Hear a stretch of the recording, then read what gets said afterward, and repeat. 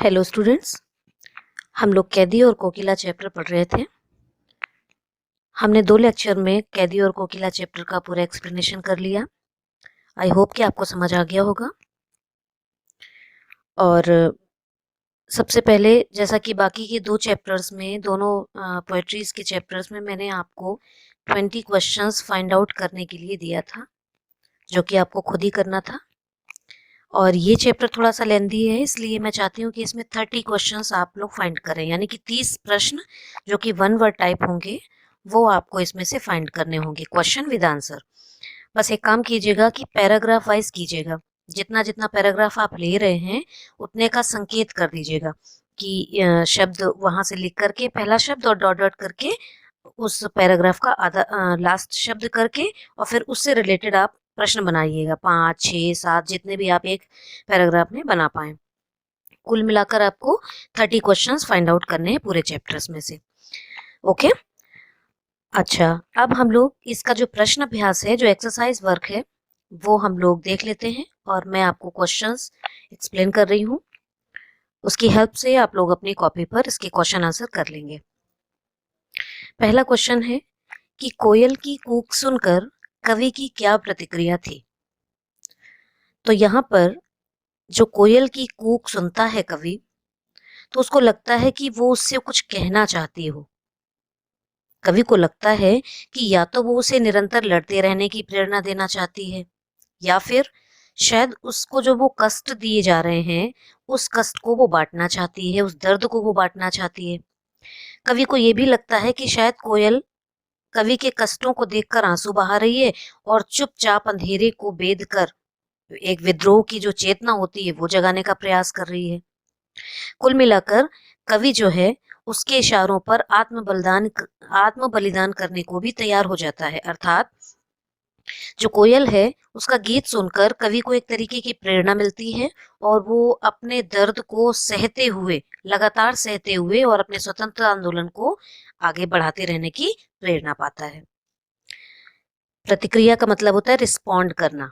ठीक है, तो जो कवि की प्रतिक्रिया है वो यही है कि कोयल के गीत को सुनकर वो अपनी लड़ाई जारी रखते रहने की प्रेरणा पाता है। अब आते हैं दूसरे क्वेश्चन पर। जो दूसरा प्रश्न है उसमें कहा है कि कवि ने कोकिल के बोलने के किन कारणों की संभावनाएं बताई हैं। तो जो कवि की संभावना है, क्योंकि एक पक्षी बोल रहा है तो वो उससे उम्मीद लगा रहा है, संभावना लगा रहा है। क्या सोचता है वो कवि कि शायद कोयल जो है उसकी कष्टों से, मतलब कष्टों को सुनकर उसको उसके प्रति सहानुभूति यानी कि दया आ गई है, तो इसलिए वो दया प्रकट करने आई है। या फिर वो कवि के आंसू पोंछने आई है, या शायद जिस अंधेरे में कवि रह रहा है वो उसको बटाने आई है, या फिर जो कैदी है उसके मन में स्वतंत्रता की भावना, स्वतंत्रता की ज्वाला जगाने आई है, जिससे कि वो धीमी ना पड़े। शायद कवि के हृदय में विद्रोह का बीज बोने आई है, जो अंग्रेजी शासन के विरुद्ध उसके मन में जगा है, तो उसको वो और बढ़ाते रहने के लिए आई है। या फिर शायद संकट का जो सागर है उसको सामने देखकर स्वयं बलिदान होने के लिए आई है, जिससे कि कवि को एक हिम्मत सी मिलती रहे कि वो अकेला नहीं है, स्वतंत्रता आंदोलन में वो भी उसके साथ है। तो कुल मिलाकर के ये सारे जो संभावनाएं हैं वो कवि को कोयल के बोलने से लग रहे हैं। तीसरा प्रश्न है कि किस शासन की तुलना तम के प्रभाव से की गई है और क्यों। मैंने आपको पढ़ाया था तब बताया था तम का मतलब होता है अंधकार। यहाँ पर जो कवि है वो अंधेरी कोठरी में बंद कर दिया गया है, और जो शासन है अंग्रेजी वो बड़ा क्रूर है, यानी अन्याय वाला है। तो अंधकार का अर्थ यहाँ पर एक तरीके से अन्यायपूर्ण भी है। तो जो ब्रिटिश सरकार की शासन की जो तुलना है वो तम के प्रभाव से की गई है, क्योंकि जो ब्रिटिश सरकार है उन्होंने बेकसूर भारतीयों पर इतने अत्याचार किए, बहुत घोर अत्याचार किए। और जबकि उन्होंने तो सिर्फ अपने देश के लिए स्वतंत्रता आंदोलन को बढ़ाने का प्रयास किया था, स्वतंत्रता आंदोलन में वो भागीदारी ले रहे थे, जबकि उनको कारागार में डाल दिया गया। और कारागार में डालने के बाद भी चोर और डाकुओं के बीच में उनको वैसे ही यातनाएं दी जा रही हैं जैसे चोर डाकुओं को दी जाती हैं। उन्हें कोल्हू के बैल की तरह भी जोता गया। तो इस तरह की बहुत सारी यातनाएं जो दी गई हैं, इसलिए उस शासन की तुलना जो है उत्तम के प्रभाव से की गई है, यानी कि अन्याय से की गई है। प्रश्न नंबर 4 है कि कविता के आधार पर पराधीन भारत की जेलों में दी जाने वाली यंत्रणाओं का वर्णन कीजिए। पराधीन का अर्थ होता है दूसरे के अधीन। तो आपकी जो भारत सरकार थी वो अंग्रेजों के अधीन हो गई थी, इसलिए यहाँ पर पराधीन बोला गया है। तो जब उस समय भारत की जेलों में क्या क्या समस्याएं देखने को मिलती थी, क्या क्या तकलीफें देखने को मिलती थी, वो यहाँ पर पूछी गई हैं। तो कवि बताता है कि पराधीन जो भारत था उसमें कैदियों को ऐसी तकलीफें दी जाती थी, चोरों, लुटेरों और बटमारों के बीच में उन्हें रखा जाता था।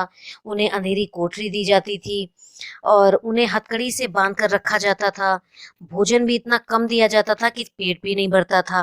पशुओं की तरह काम लिया जाता था, कोल्हू का बैल की तरह चलवाया जाता था। ये सारे काम किए जाते थे और उसके बाद भी इतना कड़ा पहरा रखा जाता था कि अगर वो चाहे कि लाओ जीवन मुक्त कर लें अपना, हम मर भी जाएं, तो भी मरने के लिए भी नहीं वक्त मिलता था उन्हें। तो इस तरीके से बहुत सारी जो यंत्रणाएं हैं वो दी गई हैं। क्वेश्चन नंबर 5 है कि भाव स्पष्ट कीजिए। तो इसमें 2 पंक्तियां दी गई हैं। का नंबर पे एक पंक्ति है और खा नंबर पे एक पंक्ति है। तो जो का नंबर पे पंक्ति है कि मृदुल वैभव की रखवाली सी कोकिल बोलो। तो मैंने आपको बताया था कि यहाँ पर एक ऐसे वैभव की बात की गई है, वैभव मीन्स धन संपत्ति, जो बहुत ही ज्यादा कीमती है। और जो कोयल है उसके लिए कीमती क्या होता है? उसकी मधुर आवाज। तो यहाँ पर कवि ने कहा कि वैसे तो संसार में कष्ट ही कष्ट हैं, बहुत सारे कष्ट होते हैं, लेकिन अगर कहीं कुछ मिठास या कहीं कुछ पोलाइटनेस थोड़ी सी बची है अगर, तो वो कोयल के मधुर स्वर में ही बची है। और इसीलिए कवि ने कहा कि तुम मृदुलता की रखवाली करने वाली हो। अर्थात वो उससे पूछता है कि आखिर वो जेल में अपना मधुर स्वर गुंजाकर, यानी कि इतनी मधुर स्वर से बोलकर उससे क्या कहना चाहती है, कोकिल बोलो। खा नंबर है कि हूँ मोट खींचता लगा पेट पर जुआ, खाली करता हूँ ब्रिटिश अकड़ का कुआं। इसमें जो जेल में बंद है कवि, तो उसे बहुत सारे काम करवाए जाते हैं, जैसे कि बिल्कुल जानवरों की तरह, जैसे कि बैल के उसमें लगाया जाता है और उससे कराया जाता था काम। तो यहाँ पर जो जेल में असहनीय कष्ट दिए जाते हैं, तो कवि उन सबको झेलता है और पूरे स्वाभिमान के साथ झेलता है। और वो अपने पेट पर कोल्हू का बैल का जो जुआ होता है उसको बांध कर वैसे ही चलाता है जैसे बैल चलाता है। मतलब ये है कि जो पशुओं जैसा उससे काम लिया जाता है, फिर भी वो हार नहीं मान रहा है। इससे जो ब्रिटिश सरकार है उनकी अकड़ ढीली पड़ रही है। ब्रिटिश अकड़ का कुआं जो कहता है ना कि खाली करता हूँ ब्रिटिश अकड़ का कुआं, तो इससे ब्रिटिश सरकार की जो अकड़ है वो कम हो रही है। अंग्रेजों को ये पता चल रहा है कि अत्याचार करने से भी वे सफल नहीं हो पाएंगे।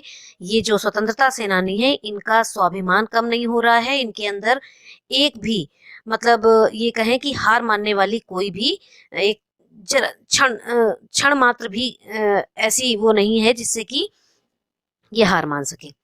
प्रश्न नंबर 6 है कि अर्धरात्रि में कोयल की चीख से कवि को क्या अंदेशा है। तो कवि को अंदेशा है, मतलब अंदाजा है कि जो कोयल है वो कैदियों पर ढाए हुए जुल्मों अत्याचारों को देखकर शायद दुखी हो रही है, द्रवित हो रही है। द्रवित मीन्स होता है दुखी होना, मीन्स आंसू आ जाना, इमोशनल हो जाना। तो इसलिए वो दुख के कारण आधी रात में उसके बोल रही है, जिससे उसके मुख से एकदम से चीख निकल पड़ रही है। तो जब आदमी ज्यादा दुख देख लेता है कोई भी व्यक्ति, तो उसके मुख से चीख निकल पड़ती है। तो वही कोयल को ऐसा ज्यादा दुख देख पाने की वजह से वो चीख लग रही है, ऐसा कवि को लग रहा है। प्रश्न नंबर 7 है कि कवि को कोयल से ईर्ष्या क्यों हो रही है। आखिरी पंक्ति में जब उसने बताया था ना कि तुझे मिली हरियाली डाली, मुझे नसीब कोठरी काली, तो जब वो अपनी और कोयल का डिफरेंस बताता है तो इसमें उसकी ईर्ष्या झलक रही है, मतलब उसकी जलन होती है एक कोयल से। तो इसलिए हो रही है क्योंकि जो कोयल है वो एक स्वतंत्र पक्षी है, जबकि जो कवि है वो बंदी है, जेल में बंद है। कोयल जो है वो हरियाली का आनंद लेती है, हर जगह उड़ सकती है, हर जगह हरियाली में बैठ सकती है, जबकि कवि एक 10 फुट की कोठरी में ही बंद हुआ है, मजबूर है वो वहां पर रहने के लिए। कोयल जब गीत गाती है तो सब बड़ी उसकी बड़ाई करते हैं, सराहना करते हैं, प्रशंसा करते हैं, लेकिन जब कवि रोता है तो भी उसको अच्छा नहीं माना जा रहा है, उसको भी गुनाह, उसके लिए गुनाह कहा जा रहा है, इसलिए उसको कोयल से ईर्ष्या हो रही है। प्रश्न नंबर 8वां है कि कवि के स्मृति पटल पर, स्मृति पटल कहते हैं आपकी मस्तिष्क की वो जगह जहां पर आपकी याददाश्त रहती है। तो स्मृति पटल पर कोयल के गीतों की कौन सी मधुर स्मृतियां अंकित हैं? अंकित मीन्स चिन्हित हैं, मतलब जो उसको याद हैं, जिन्हें वो अब नष्ट करने पर तुली है।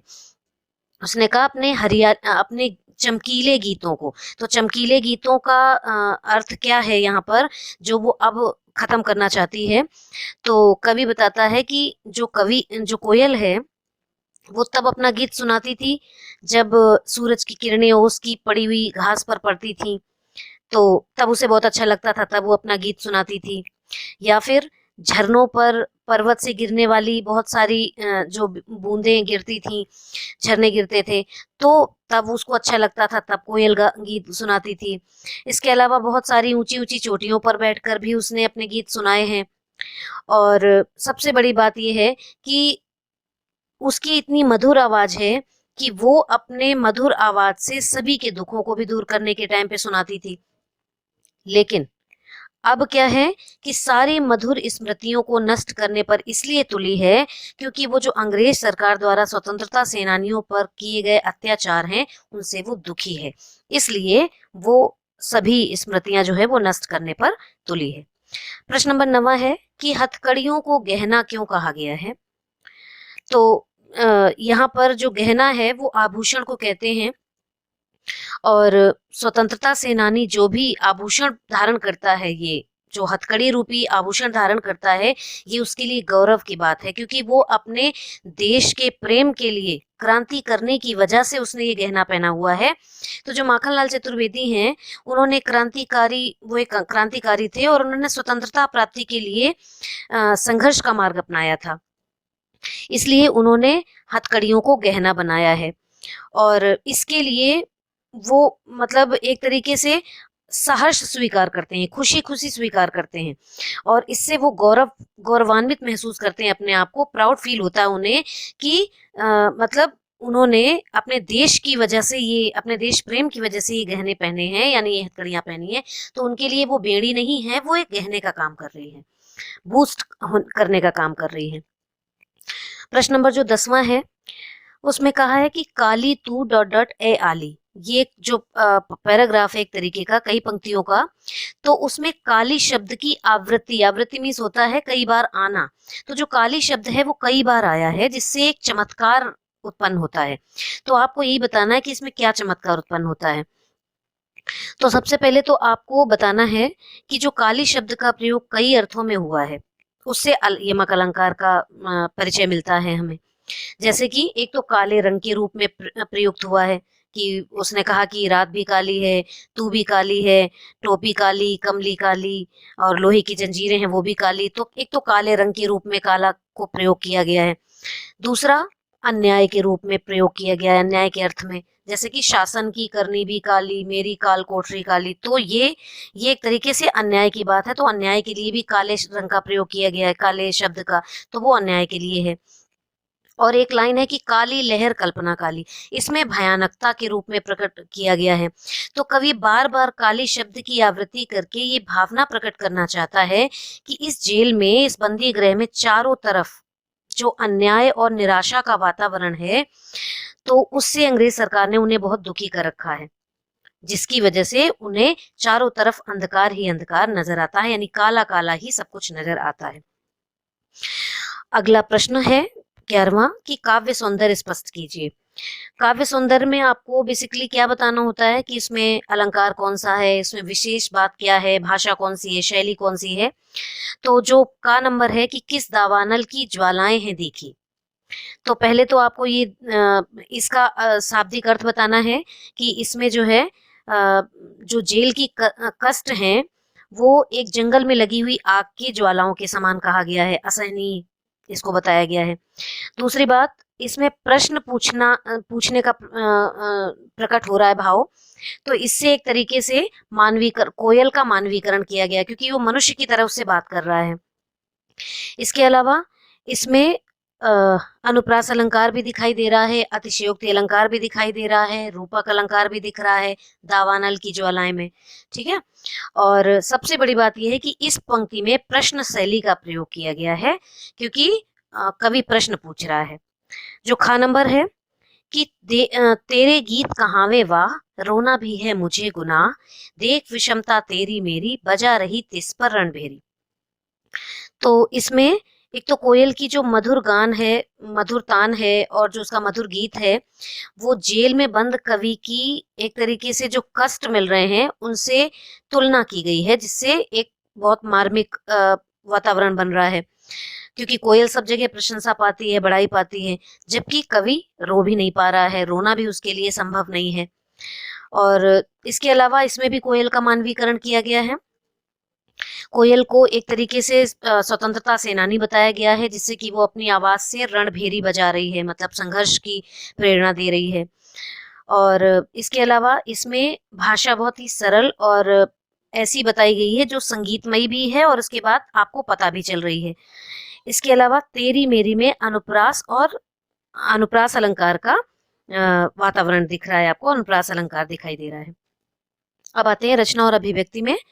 रचना अभिव्यक्ति में दो प्रश्न हैं, 12 और 13। तो 12 में कहा गया है कि कवि जेल के आसपास अन्य पक्षियों का चहकना भी सुनता होगा, लेकिन उसने कोयल की ही बात क्यों की है। तो आपको पता है, अभी तक हम लोग यही बात करते आ रहे हैं कि कोयल का जो स्वर होता है वो बहुत मीठा होता है, बहुत ही ऐसा होता है कि आकर्षक लगता है मन को। मन करता है कि उसकी आवाज को सुना जाए, जबकि बाकी और पक्षी ऐसे नहीं होते जिनकी आवाज को इतना मधुर माना जाए। तो इसलिए कवि ने जो है अन्य पक्षियों का चहकना भी सुना होगा, लेकिन कोयल की जो आवाज है उसके मन को छू गई है शायद, और उसकी मन को छू जाने वाली उसकी भावनाओं को उसने एक तरीके से झंकार सा बजा दिया है, इसलिए उसने कोयल की ही बात की है। क्योंकि मीठी आवाज सबको सुनना पसंद है, और मीठी आवाज से अगर बात की जाए तो हर एक व्यक्ति सुनने के लिए लालायित हो जाता है। इसके बाद क्वेश्चन नंबर 13 है कि आपके विचार से स्वतंत्रता सेनानियों और अपराधियों के साथ एक सा व्यवहार क्यों किया जाता होगा। तो इसमें पहली बात तो आपको अपना विचार बताना है, लेकिन फिर भी आपको अच्छी तरीके से पता है जो ब्रिटिश सरकार थी वो भारत की स्वतंत्रता के विरोध में थी, क्योंकि ब्रिटिश सरकार नहीं चाहती थी कि भारत के लोग स्वतंत्रता आंदोलन करें, क्योंकि वो चाहते थे कि ये लोग चुपचाप, जैसे मैं शासन कर रहा हूँ, मतलब हम लोग शासन कर रहे हैं, इसको वो झेलते रहें, वरना उनको यहाँ से जाना पड़ेगा। तो वो क्रांतिकारियों को इसीलिए दबाना चाहती थी, उनकी आवाज को दबाना चाहती थी। तो उनको वो शारीरिक, मानसिक और इस तरीके से पीड़ा देते थे, जिससे कि चोरों और अपराधियों के और लुटेरों के बीच में उन्हें रखा जाता था, जिससे कि ये मेंटली डिस्टर्ब हो जाएं, और इसीलिए उन्हें अपराधियों जैसा व्यवहार करते थे, जिससे मेंटली डिस्टर्ब हो जाएं, तो ये अपना क्रांति का जो संदेश है वो यहीं पर खत्म कर दें। तो इसलिए ये इस तरीके का व्यवहार करते होंगे, एक जैसा व्यवहार। ठीक है बच्चों, आपके ये 13 क्वेश्चन आपको करने हैं। आप एक साथ मत कीजिएगा, आप आधे एक बार में कर लीजिएगा, आधे दूसरे दिन कर लीजिएगा, और वो जो 30 क्वेश्चन हमने बताए हैं वो आप जरूर कीजिएगा। Okay, thank you.